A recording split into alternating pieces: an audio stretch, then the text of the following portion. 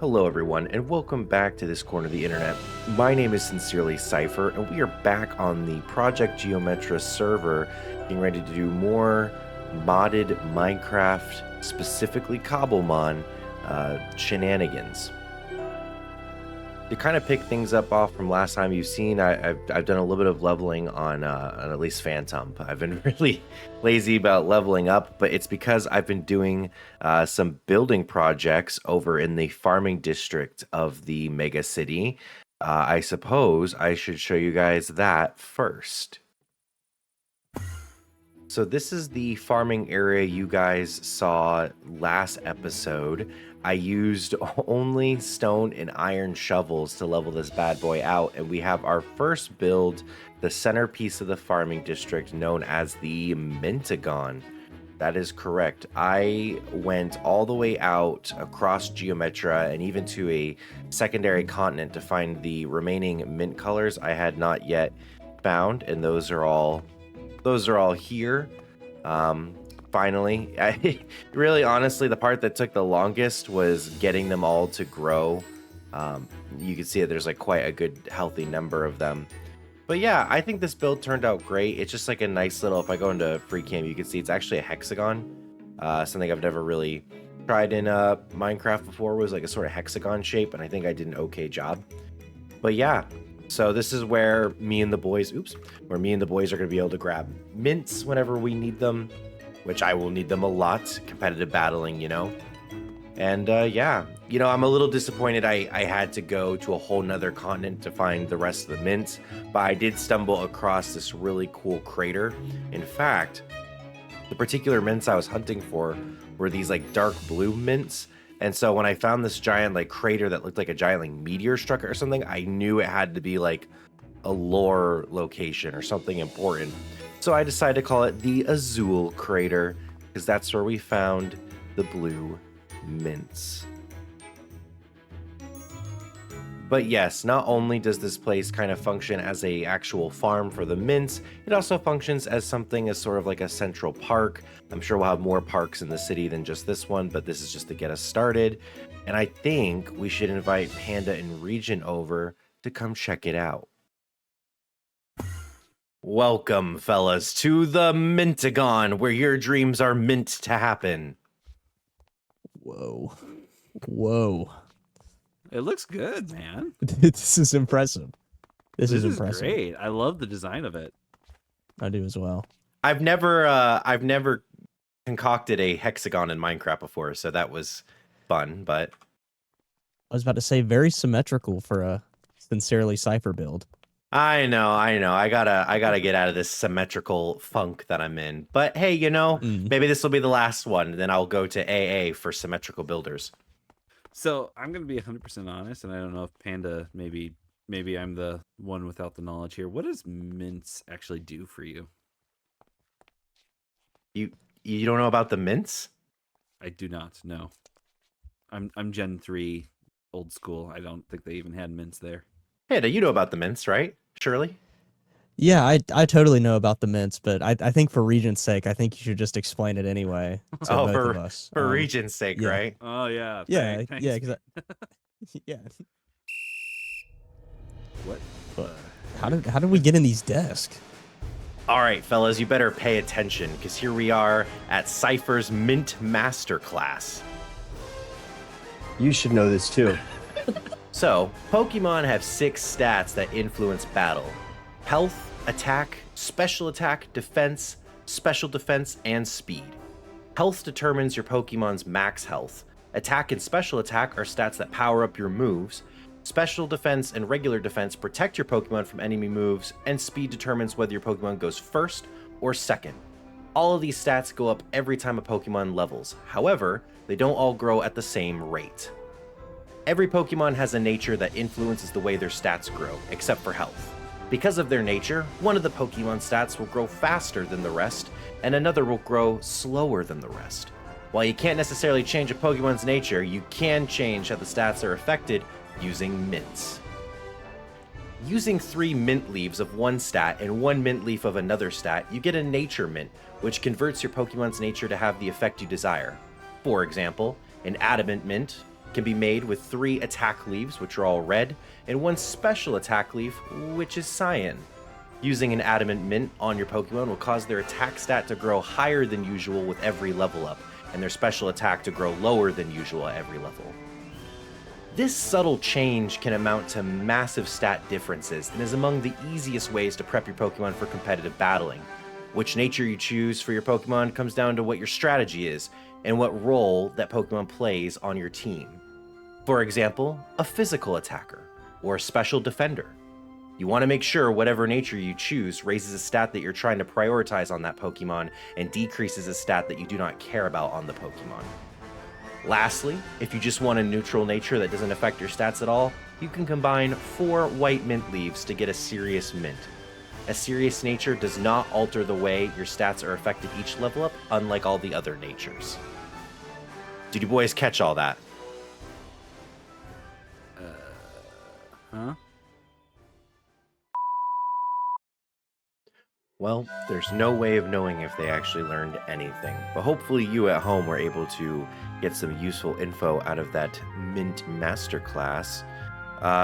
Since then, I've taken some time to get some like pathways laid out. I know if we look at it from like an aerial view, this is very, again, like symmetrical, feels like the right word.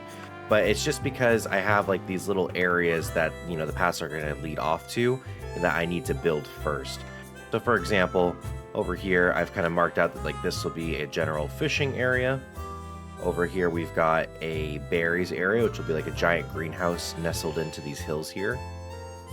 Over here, we've got the apricorn trees. I'm going to replant them out here to be, you know, pretty and aesthetic. And then over here, we've got the future daycare. I've been doing some berry growing over here, but I'm going to pull those out, and this is going to turn into a daycare. We do have a mod on the server that I think I mentioned last time. It allows you to breed Pokemon, which is really good for, you know, getting them to have the best stats possible for competitive battling. So that's something that I'm going to put right here, I think. And then kind of leading to whatever district is north of here, there's like this huge hill. I think I'm going to leave it and actually raise it a little bit taller. I'll have like a road on it going somewhere, maybe on a bridge that leaves the city, I don't know. But I think right here, we're going to do like a tunnel access. So like the road goes across, but you can go through here in the tunnel to get to the next district over yonder. Meanwhile, when you turn around, you're here at the farming district, staring right at the Mintigons. So these are just kind of like my rough ideas. Things may be subject to change, but I do think before we're done with the Mintigon today, we do need a couple of trees, some like nice, really big pine trees. I designed the schematic earlier and I've got them ready. I just gotta, you know, place all the blocks and stuff. They're pretty big, so I'm only gonna do 2 of them today. I'm gonna try and get some other tree types, as well as more of these pines later. But without further ado, commence the time lapse.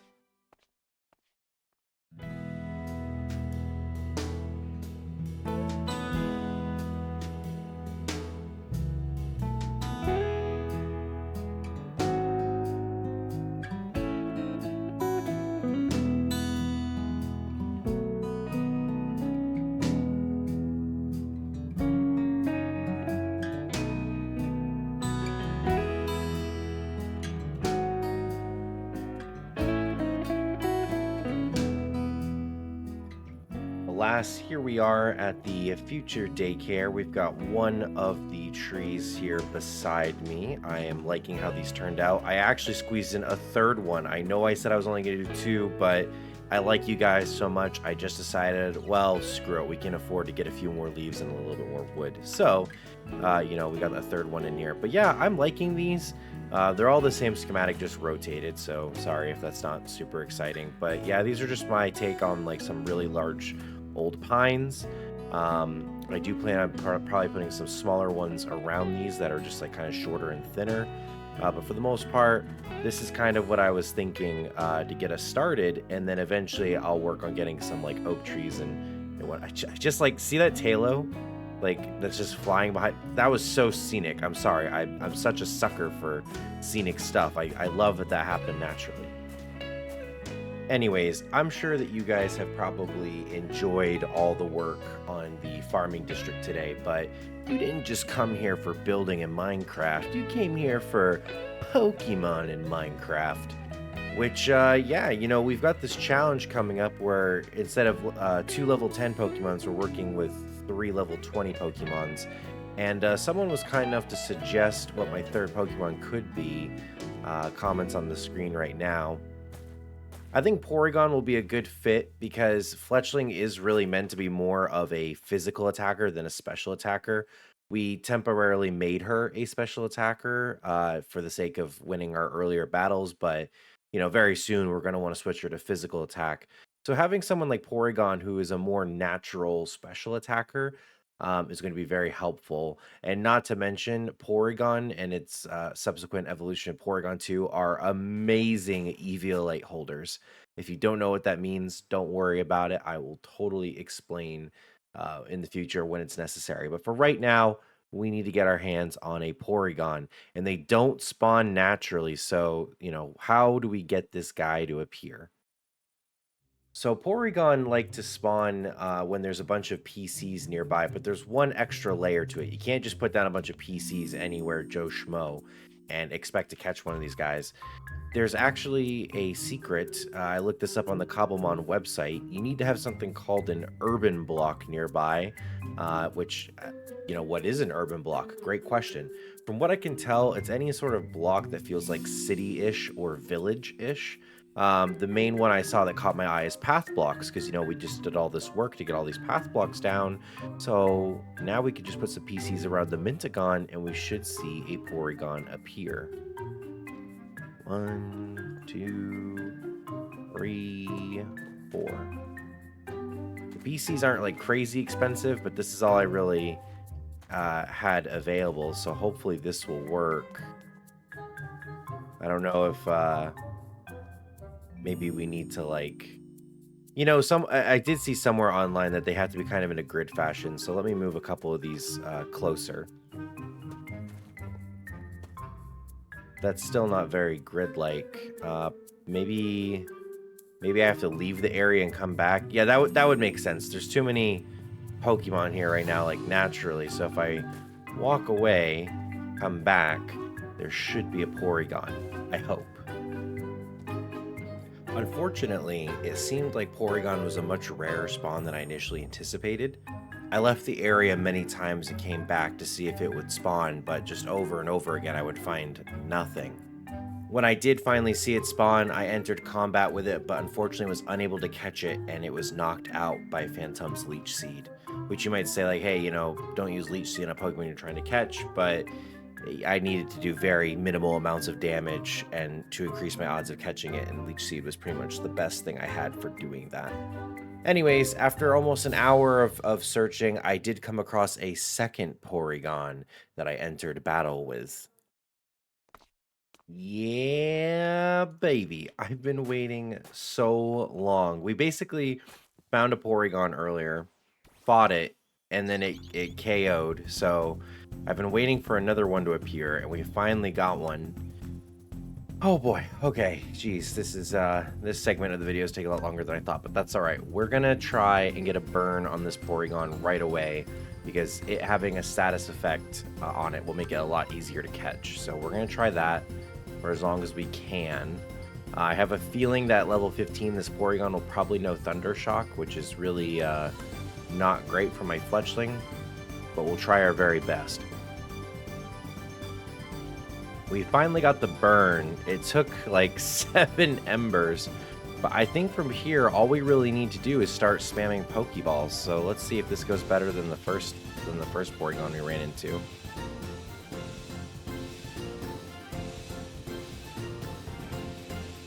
Yeah, status effects coming in clutch. Oh my goodness.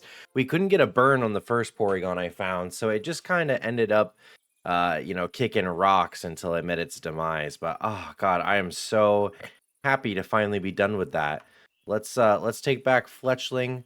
We'll heal up this Porygon, and then we have some special training to do. The details are soon to come.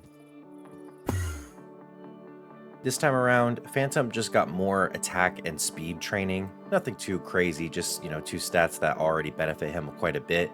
He did end up learning Will-O-Wisp, which is a move that allows him to burn an enemy Pokemon, as well as Feint Attack, which is a damage move of the Dark type.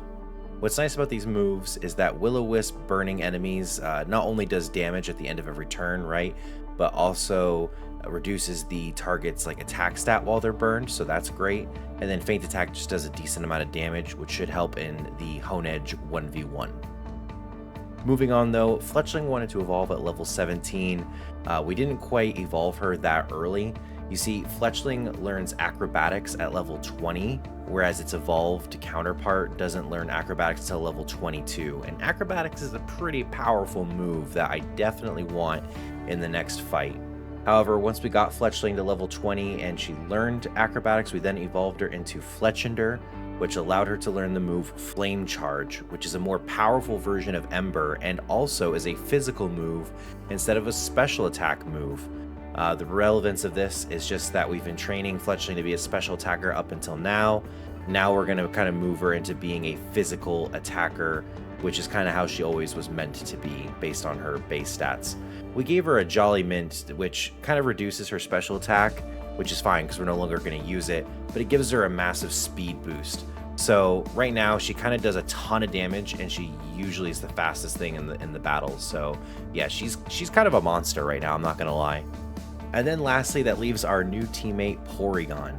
Now looking at Porygon's base stats, Porygon is just generally a beefier Pokemon than what we've used so far, but it also does really decent special attack damage. So we trained it in the HP stat and the special attack stat. For a nature, I gave it a modest mint so that we could decrease its regular physical attack, which is going unused, and increase its special attack even further. For damage moves, it has Psybeam, which is a pretty powerful psychic move, and then Thundershock, which is not so powerful, but having an electric move on the team is definitely helpful, especially if it happens to paralyze my opponents. One really cool move that it has is called Conversion, and the way I have Conversion set up is that when Porygon uses Conversion, it will turn into a Psychic type. So normally to beat Porygon, you would need a Fighting type. Well, then Porygon turns into a Psychic type, which, wins the matchup against a Fighting type. And, it being a Psychic type and using a Psychic type move, such as Psybeam, allows it to do extra damage. For those who don't know, using a move that is the same type as your Pokemon gives you something called Stab, which is basically just bonus damage. So, yeah, with all these stat trainings, my team is looking pretty solid. With all that competitive training out of the way, we are pretty much ready for the battle ahead of us. However, I have one more cool little trick to show you guys with Porygon specifically. So I went on a quick mining trip. I was able to finally get my hands on some diamonds. I also got absolutely murked by a Ghastly, so that was fun. But anywho, I was able to pick up an Everstone by defeating some Roggenrola and Geodudes in the caves, and I came across an Amethyst Geode, thankfully there's tons of them, to get 4 Amethyst Shards, which allows us to make this Eviolite. Now the Eviolite is a powerful Pokemon item for battling purposes. So basically, any Pokemon that is not fully evolved, which is basically everyone on my team, right? Phantom, Porygon, Fletchender, they can all benefit from the Eviolite. Let me congratulate Regen real quick on his achievement. Anyways, what the Eviolite does is if you are giving it to a Pokemon that has not yet evolved, its defensive stats are multiplied by 1.5. For example, as we've probably already discussed, when we look at the core stats of my Pokemon, Phantom's got 32 special defense, 26 regular defense, Fletchender's 32 and 30, and Porygon has 40 and 37, so Porygon's a very, very tanky individual. But by giving him the Eviolite, because he can still evolve, this will go up by 1.5 times, and this will go up by 1.5 times, meaning he will be super he's already pretty tanky, so this will go up to what I imagine is 60. This will go up to what I imagine is probably 56, 57. Let's give it to him and see what happens. All right, so we made the switch. Oh, I think I just took the berry back instead of actually giving him anything. There we go. So now what's really cool is if we go in, I wonder if it'll show it here.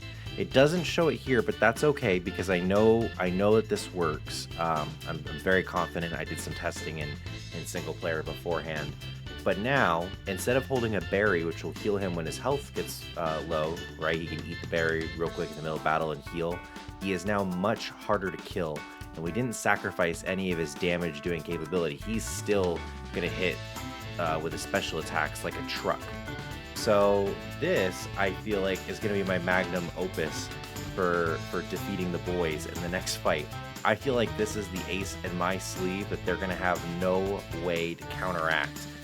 Much like they struggled with Fletchling the first fight, Porygon will be their worst nightmare.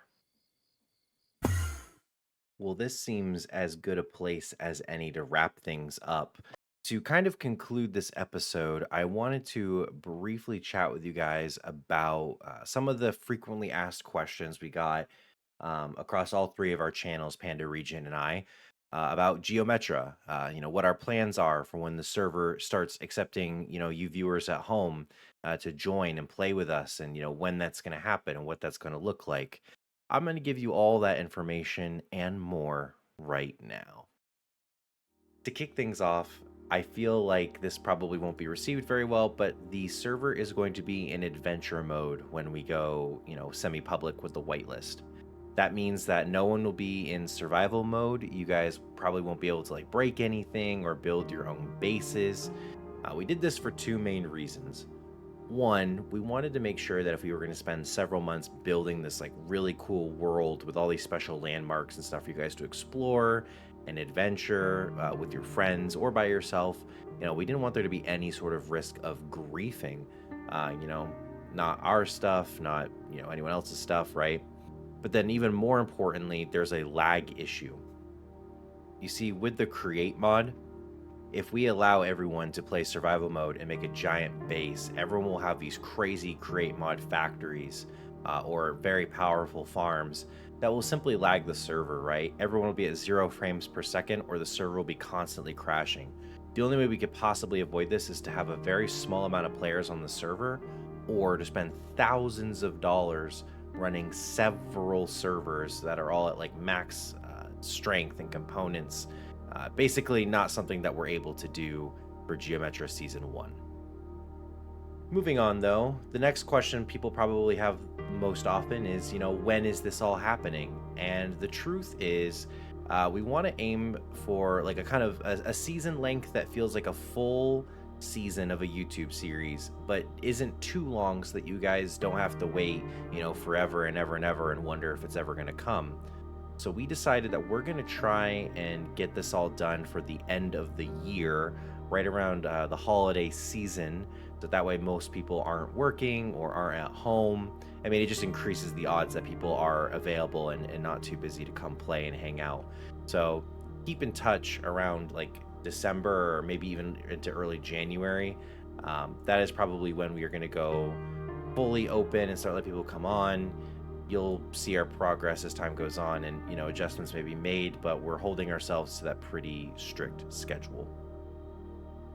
As far as how many people are going to be able to play, our plan is a little convoluted.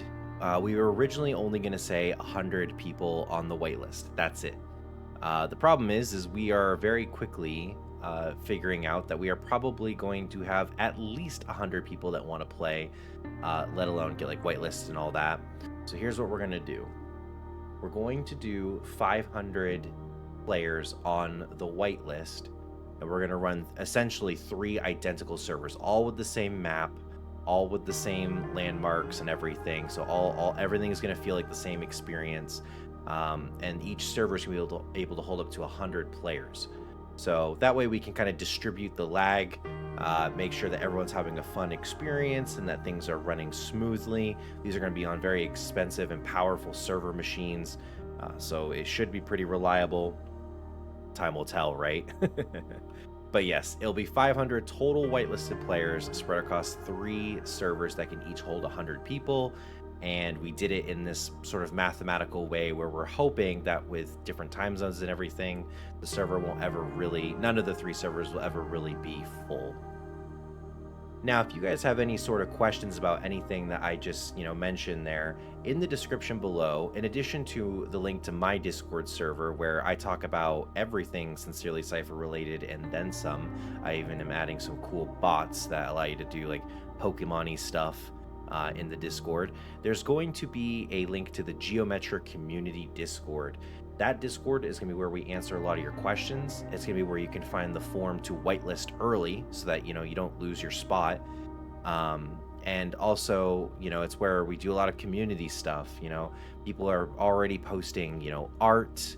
They're posting like cool questions. They're getting ready to like role play on the server. So if you're thinking you want to be really a huge part in this community, it's best to get an early start by joining that Discord. But anyways, guys, that's about it for today's episode. I thank you again so much for watching all the way through and for bearing with me while I, try to get this episode out. I mean, it's pretty typical of me to take about like 2 to 3 weeks to make a video, but I am trying to speed it up because now I have 2 series that I'm a part of, and I don't want to let anyone down. So hopefully you guys can forgive me that this one did take about 2 weeks, but I hope that you enjoyed it. I feel like it was a pretty fun one. We got a lot of stuff done, and we don't even have all the special like tools and secret aces up our sleeves that are coming in future episodes. So things will only get bigger and better and faster from here on out. For now, that does bring us to the end of the episode. My name has been Sincerely Cypher, and I hope wherever you are, you guys have a great rest of your day, and that I see you in the next episode. Take care, everybody.